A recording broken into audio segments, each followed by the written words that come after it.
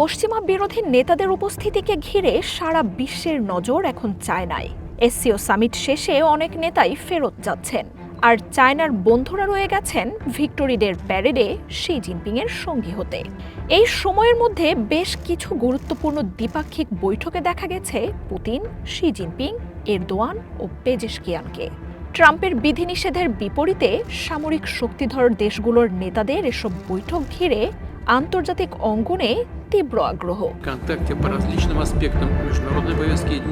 America ও ইসরায়েলের সাথে সংঘাত শেষে ইরানের প্রেসিডেন্ট মাসুদ পেজেশকিয়ান অংশ নেন এসসিও সামিটে।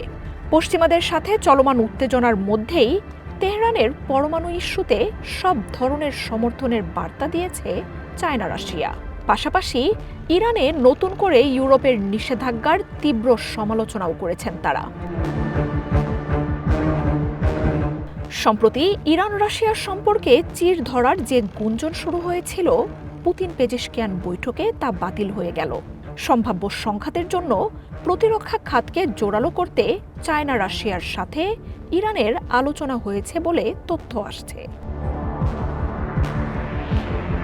এসসিও সামিটের সাইডলাইনে বৈঠক করেছেন মধ্যপ্রাচ্যের দুই সামরিক শক্তি তুর্কি ও ইরানের নেতারাও। পরমাণু ইস্যুতে শান্তিপূর্ণ সমাধানে প্রেসিডেন্ট পেজেশকিয়ানকে সহযোগিতার আশ্বাস দেন এরদোয়ান।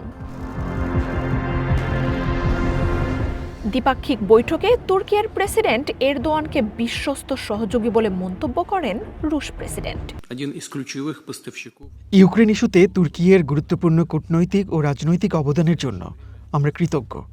আমি নিশ্চিত ভবিষ্যতেও এই সংকট সমাধানে তাদের অংশগ্রহণ অব্যাহত থাকবে। এরদোয়ানের সাথে বৈঠকে শি জিনপিং তুর্কিকে গ্লোবাল সাউথের গুরুত্বপূর্ণ সদস্য বলে মন্তব্য করেন।